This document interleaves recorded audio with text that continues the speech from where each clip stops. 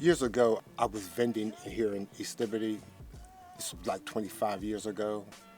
I was an iron worker as well. So off seasons, I would vend out in the street. Over a period of time, I developed a relationship with the people, and an opportunity came to move into this business. Both me and my wife seized the opportunity. That's been over 25 years ago.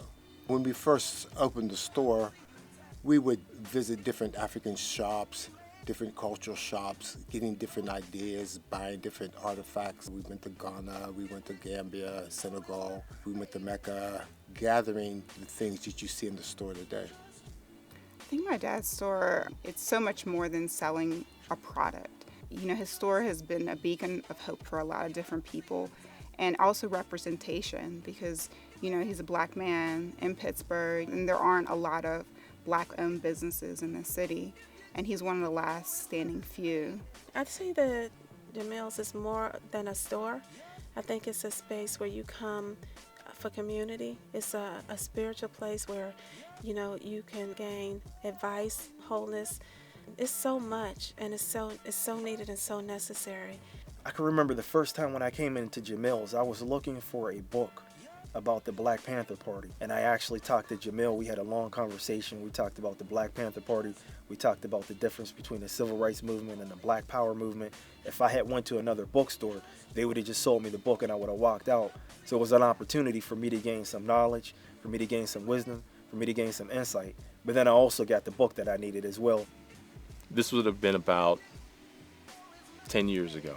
I suffered from really dramatic seasonal allergies. I walked into Jamil's and was being educated on a particular product that might help my allergies. Tried this product, allergies were gone, and haven't had those same problems since, you know.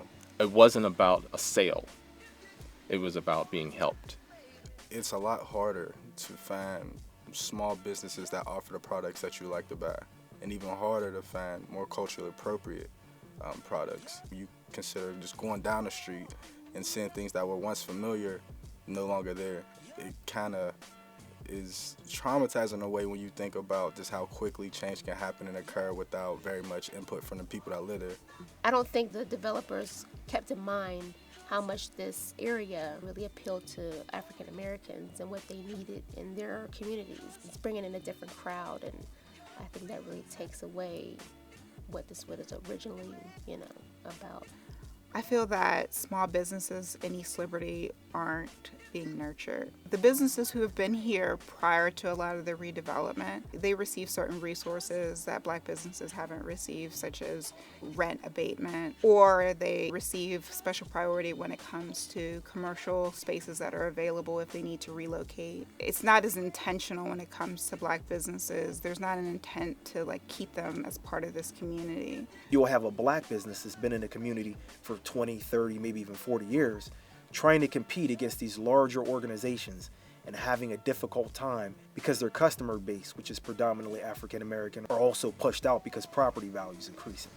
Had it been any other ethnic group, there would not be an issue about whether this store would stay or not. It seems to have some inconsistency with the overall now new development of East Liberty, when that's not true, because every ethnic group comes into the store. There are Christians who come here, he services the Christian community. There are white people who come here, they are serviced. You might look at it as an ethnic entity when in fact it services the whole community.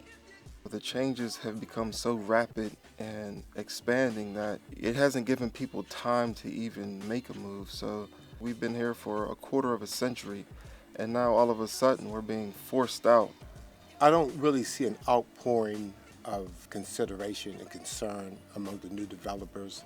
I think this is big money that's coming through East Side, and it's unfortunate because there should be at least respect for those people who have worked so diligently and so hard over the period of years to bring East Liberty to the point where it is now.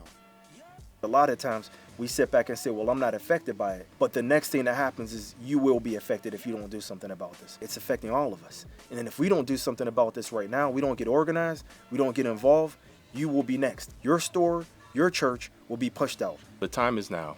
You have to ask yourself what type of person you want to be. Jamil's needs your help more than ever. We are facing a dilemma. Our lease and our building that we have been at for the past 25 years may not be renewed. There is a moral obligation that this store remain. You can't wait for things to go away before you appreciate them.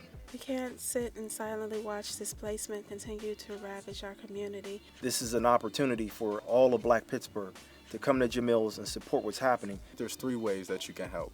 1, come in and purchase products. Come in now and support with your finances. The products here are life-changing and life-enriching. 2, Share this information on social media. Post it on Facebook, Twitter, Instagram. and 3, Take this as a serious opportunity to make a change. Put pressure on elected officials to keep Black businesses in communities that are undergoing redevelopment. Let's unite, let's get organized, and let's fight back.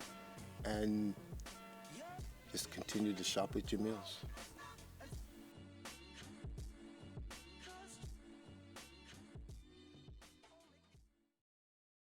Go Jamil's. You don't gotta put it in there. You don't gotta put that in there.